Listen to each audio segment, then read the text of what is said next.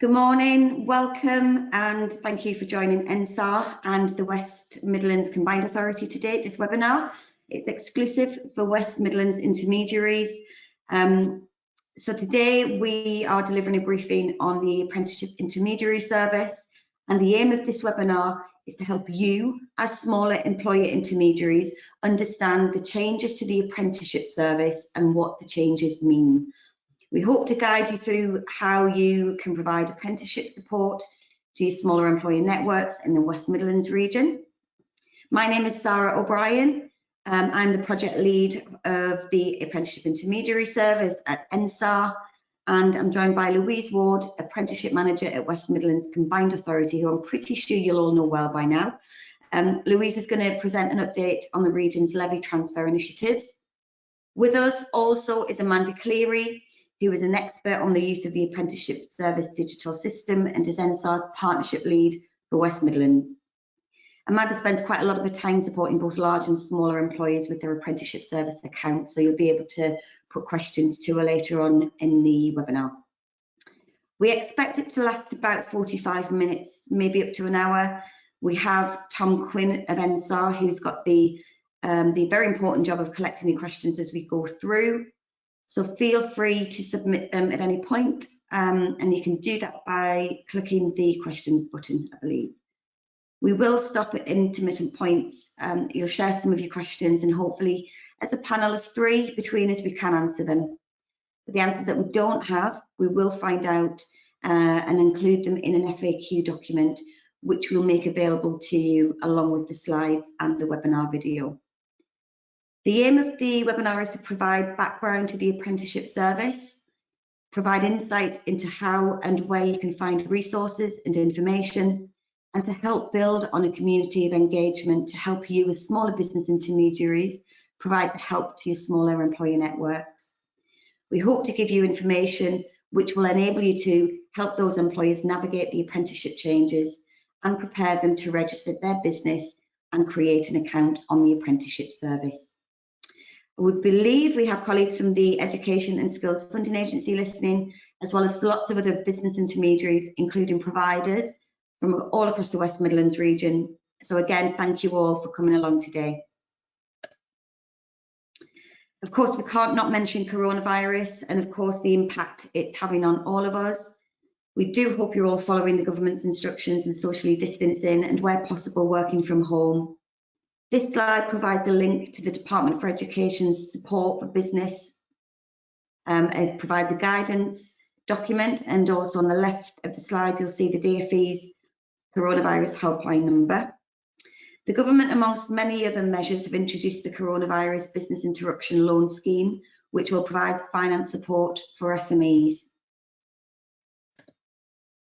The government have also set out guidance on coronavirus apprenticeship programme response to support apprentices, employers, training providers and endpoint assessment organisations through the pandemic. So this is the agenda for today. Take a second to digest it and then we will move straight into the first item.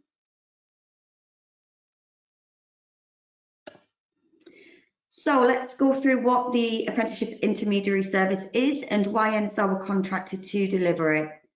There have been key changes to apprenticeships which impact smaller employers only, and the ESFA contracted our services late in 2019 to deliver a centralised support service to help reach smaller employers understand what the changes are. This is a short-term contract and actually ends at the end of this month. Because there are 2.6 million smaller employers in England alone, the ESFA recognised that to reach this volume of businesses, it would work more effectively by taking a one-to-many approach. So we were tasked with developing information, resources, development of practical tools to share with the business intermediaries like you, because it's you who have access to those large, smaller employer networks, which enable you to cascade the information, the resources and the tools amongst your smaller employer groups.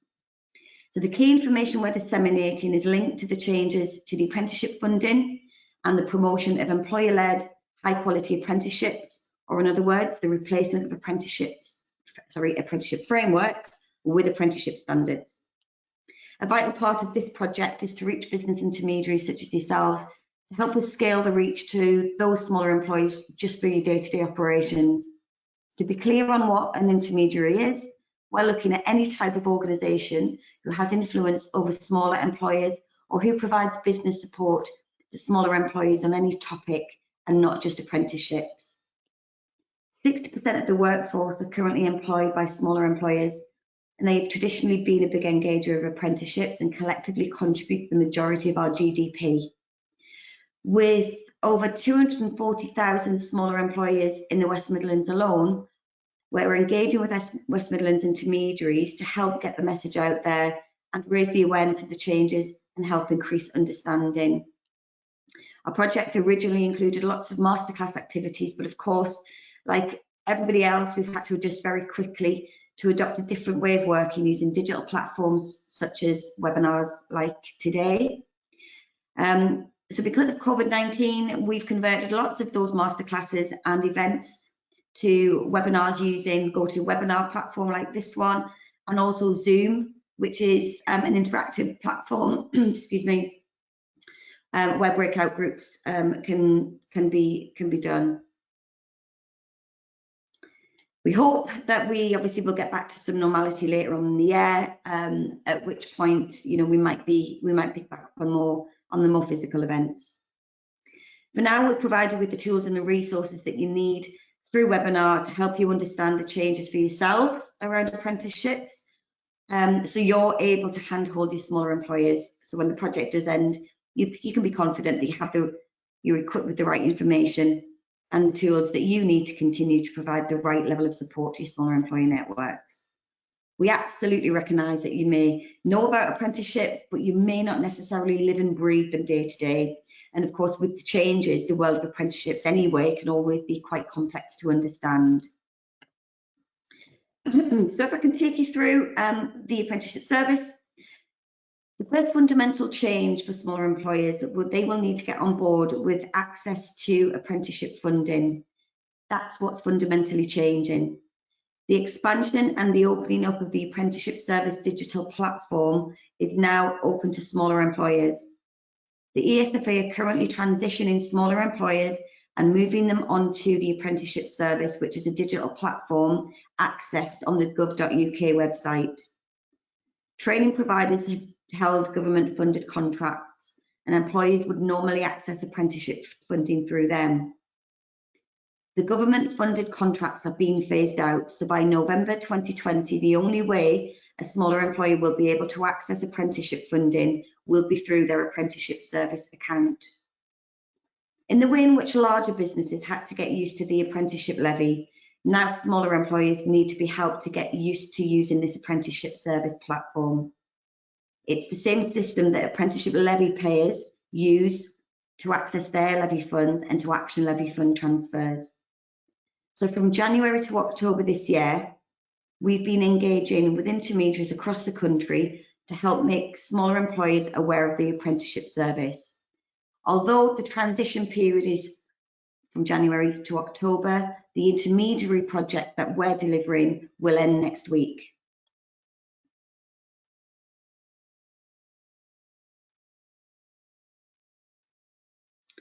To help smaller employers make them aware of the apprenticeship service and the changes that are coming into play during this transition period, and to help them get on board and create an apprenticeship service account, this is where the intermediaries come in.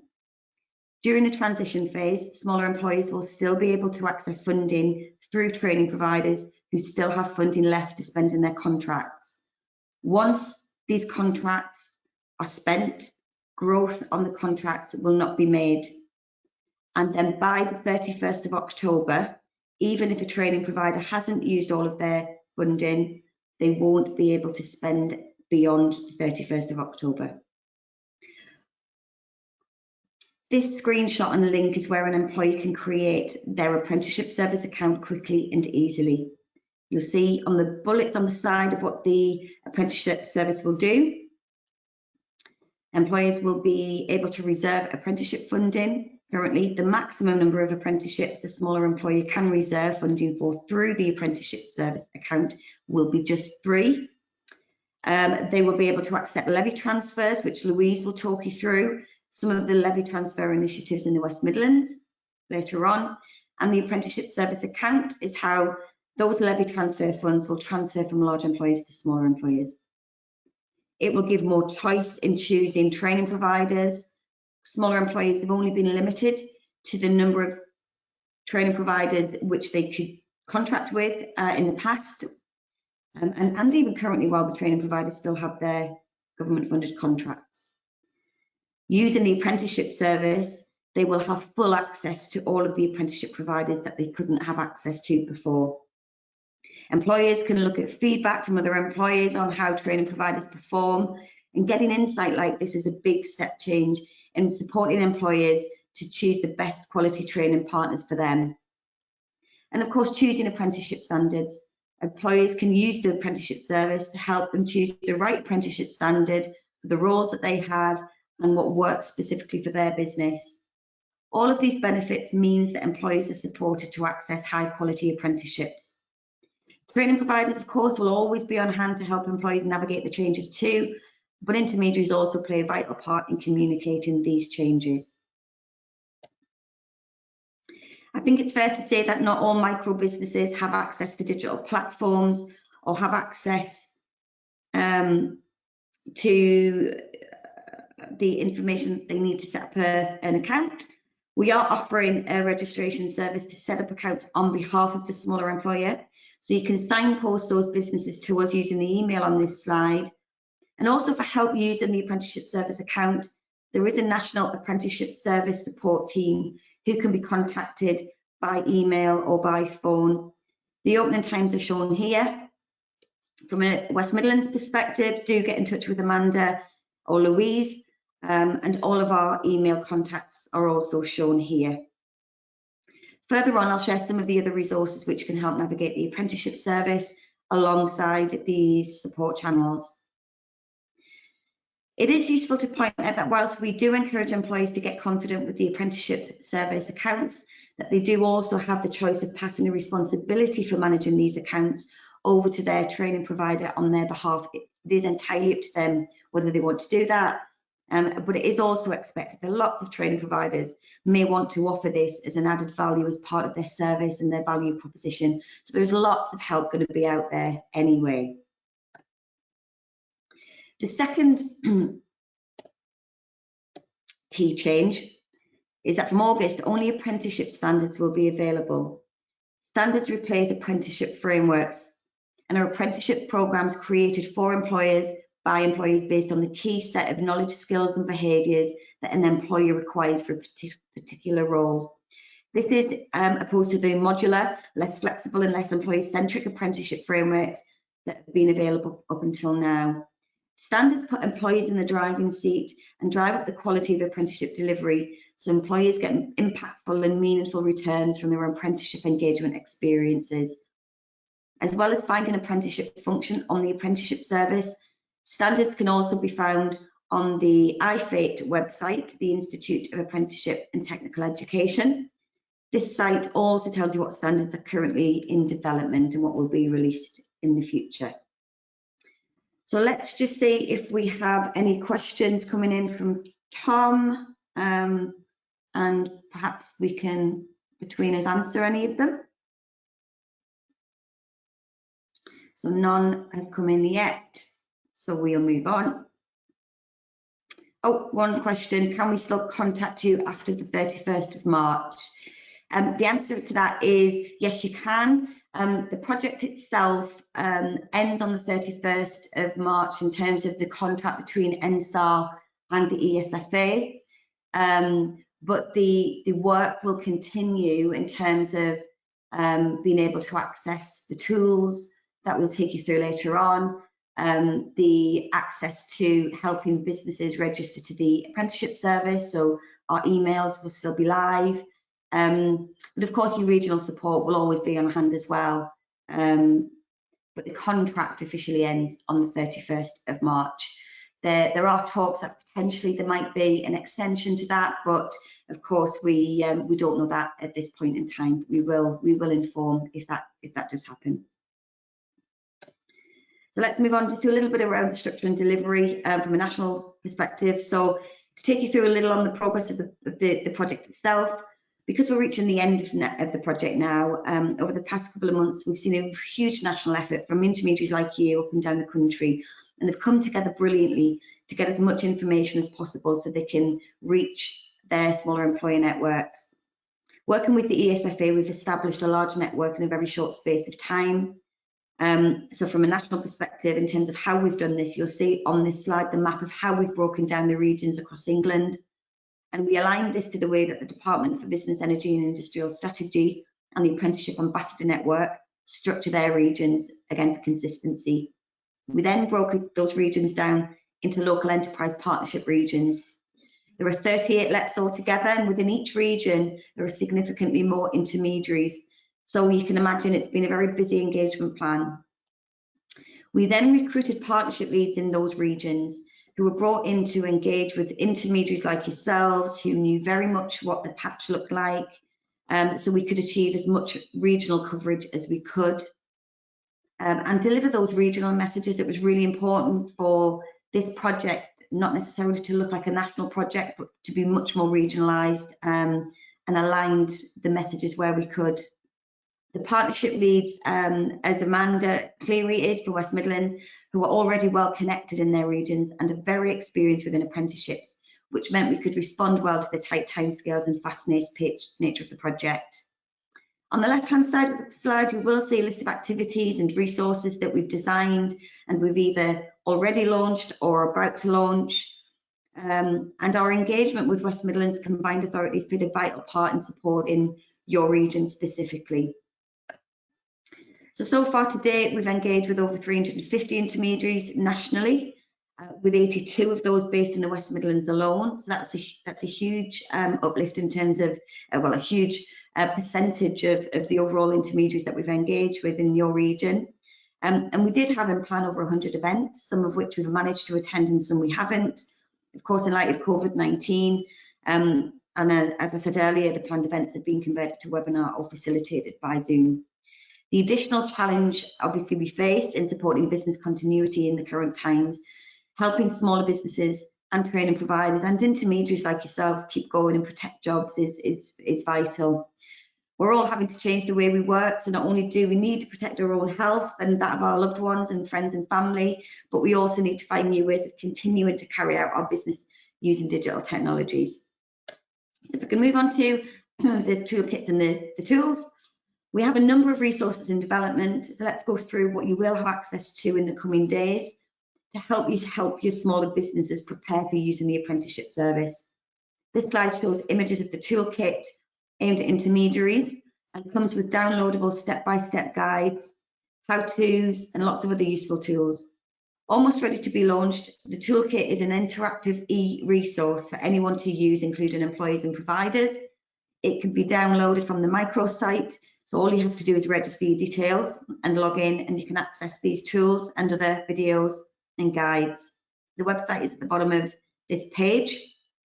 The first 8 highlighted tools on this screen are the step-by-step guides specifically on how to register and how to use the apprenticeship service and how to use the different functions on their employer apprenticeship service account.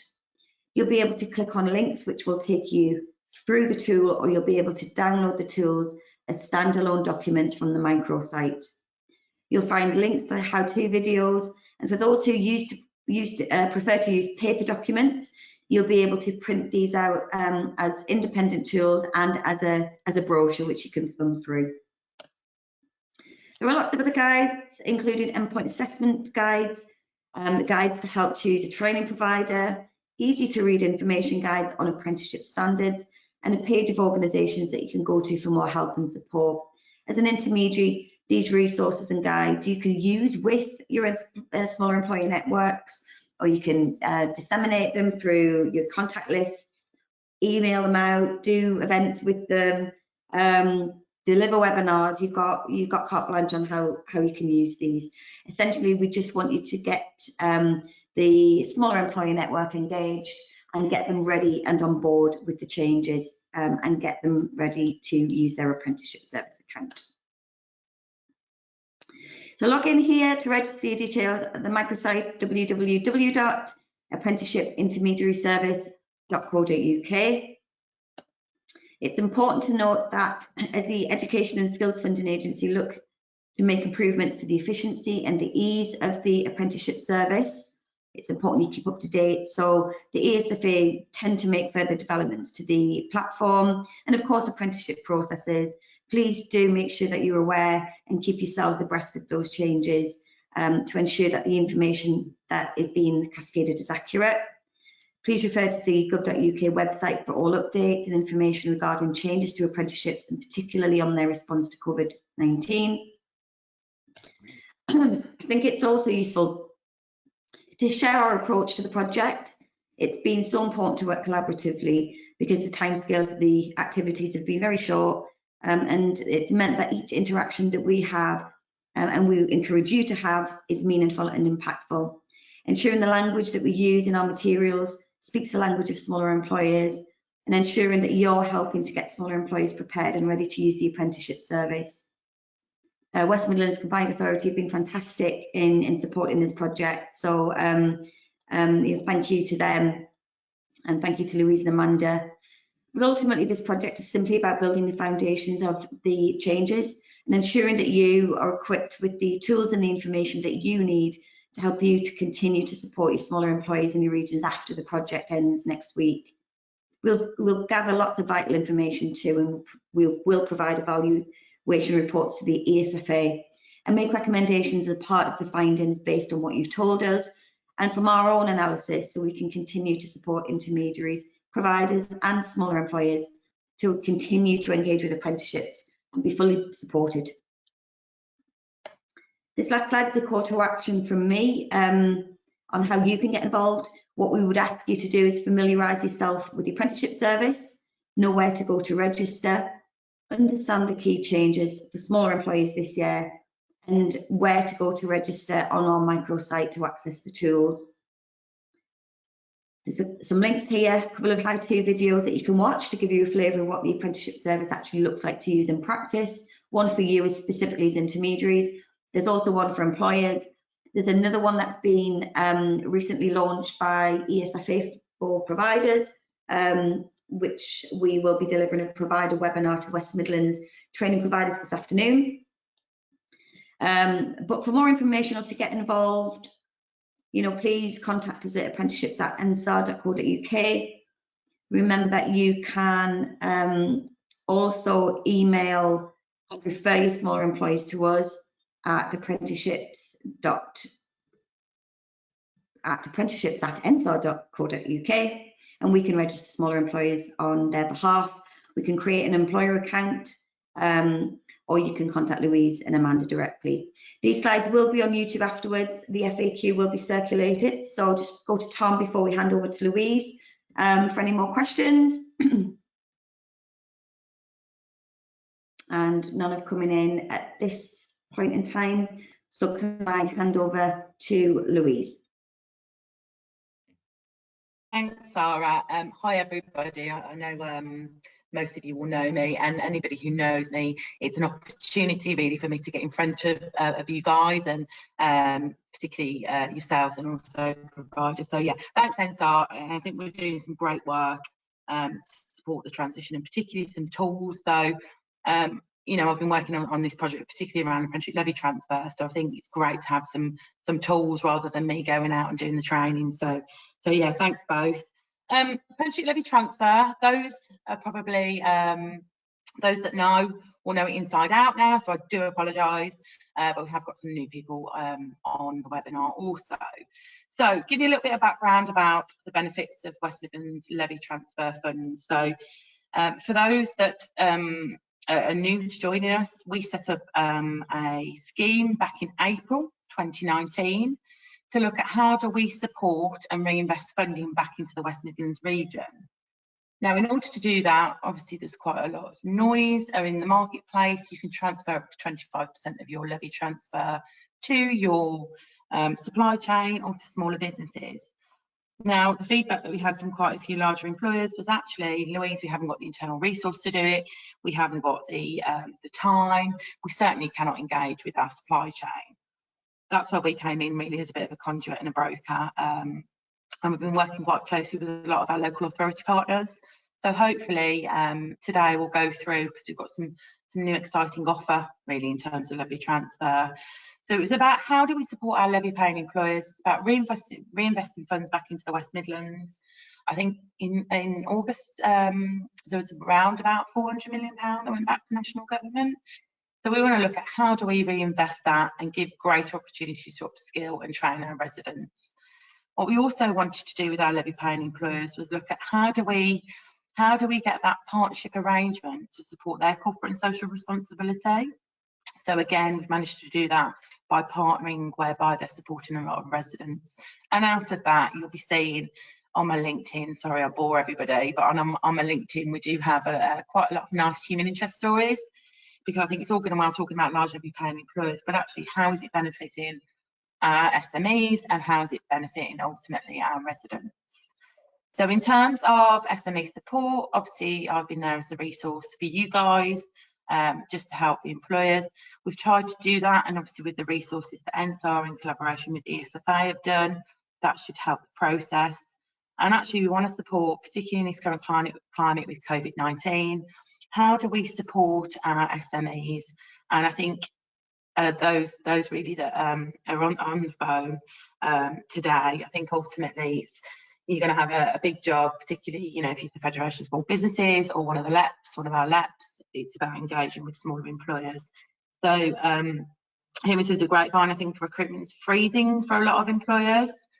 You guys will probably be doing some sort of polls about what does that look like out in the marketplace. You're at the forefront of it all, so I know we're working quite closely with Andrew Street to look at how do we support our smaller businesses, but ultimately it's about how do we save some costs covered by the training and assessments. So whilst, you know, it might be £150 at the moment, actually some of it could be quite considerable in terms of whether that's upskilling or potentially whether that is bringing in new talent. New talent may not come in at the moment, but it's there as a resource when we do come out of this. Additional to that, the Mayor has looked at an apprenticeship commitment. So he wants to look at by 2023 that we have £40 million reinvested back into the region. Just to give you a bit of an overview of where we currently are. So we've got £16 million pledged over the next 3 years, and that's an accumulation of around about 22 employers. It's really sad that I know this, isn't it? I am not even off the script. 22 large employers across the UK, so we support national employers, and out of that we've supported so far 150 smaller businesses, and that's through our provider network. But we've also supported 357 learners in terms of going through that for the core priority areas.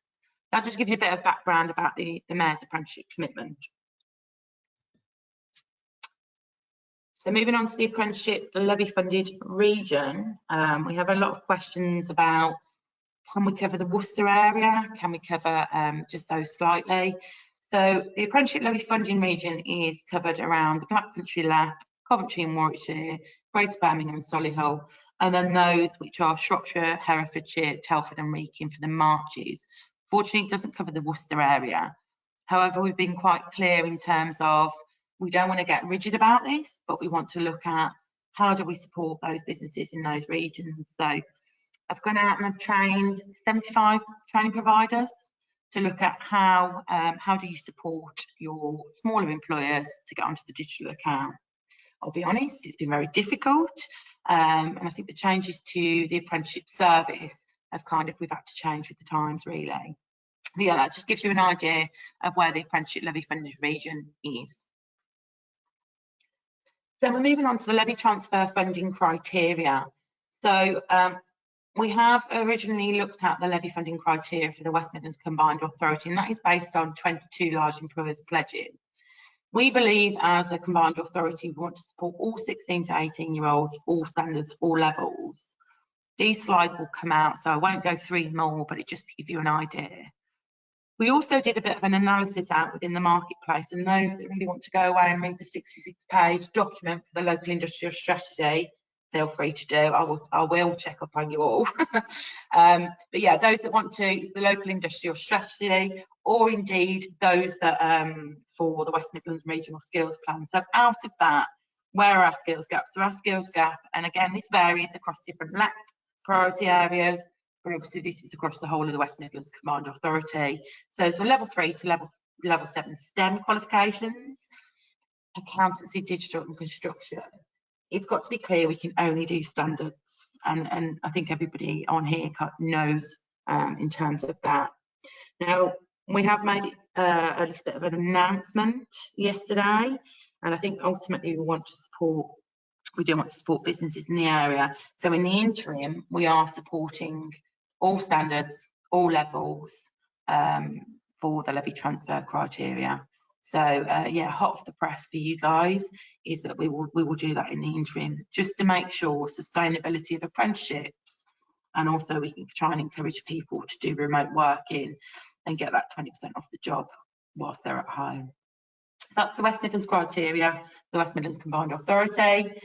We've also partnered, hi Dudley if you're on, we've also partnered with, I don't know why I waved then, nobody can see me, but we've partnered with Dudley Council. So Dudley Council are doing their own levy transfer scheme, and their priority areas are Dudley Borough, and again it's level 2 to level 7. Key priority areas are there for you. I'm not going to go into too much detail. We'll be getting a criteria crib sheet done when the madness dies down, but we will be getting that out to all you guys in intermediaries. So you've got Dudley Council. We also have Coventry City Council. We used to work there. It's my heart. It's there at Coventry City Council. Hi guys. So Coventry City Council postcode residents, ages level 2 to level 7, and again they've got the 5 key priority areas there. We then go to Warwickshire. Hi Warwickshire. I don't know if Faye's on. It's Warwickshire businesses and residents, level 2 to level 3. Again, they've got 5 core priority areas. They do have priority communities as well, similar to how Coventry Council are looking at. But again, because we've opened the scope, we will look at expressions of interest, and then I can pass it over to the team over at the local authorities. We then have Samwell. I know Debbie can't join us, but Suzanne and the team, hi guys. Again, it's Samwell businesses and residents. Their priority areas is looking at level 2 to level 3. They want to support priority communities if possible, but actually the team will support the smaller businesses. So this is a great opportunity, particularly onboarding with the apprenticeship service, about the tools and techniques in order to get those smaller businesses onto the apprenticeship service. Let's just give you a bit of idea of the levy transfer partners that we have at the moment. So you can see we've got some national employers, Lloyds, HSBC, as well as some training providers and also some universities. So there's been some great partnership work there. We've currently got a planned spend of around about £5 million so far. So again, we'll keep pushing on that in terms of the transfer. I'm not going to go into the model too much. We can touch offline in regards to that. But actually, in terms of where the funding sits, it isn't pooled within the combined authority. It still sits within the large employers. We will then act, or I will then act as a bit of a conduit to intermediaries, but also in terms of the large levy paying employers. And then finally, we've got some links, key links of how people register an apprenticeship service. I'll be honest, this was done before NSAR, so I think NSAR have got some great literature that's coming out, but feel free to utilise those. So yes, ever an opportunity to get on. Thanks ever so much, and that's me. Lovely, thanks Lou. Can we just stop and see if we've got any questions again? Any questions? Just ping them over. Quite quiet out there. Any more? Nope. Feel free, guys, just to email us afterwards anyway. Just got some breaking news that Prince Charles has been diagnosed with coronavirus or tested positive. That's Sky News, a little bit off piste, but there you go. I'd just like to say thank you to everybody again for coming in today. Please do email your questions in relation to the webinar. If you need any support. You've got Amanda, Lou, myself. We will upload the webinar and the slides and any additional FAQs that we've picked up from other webinars that we're doing, and you will be able to download all of those on the microsite. Many thanks for your time today, everybody, and just stay safe and see you on the flip side. Thank you.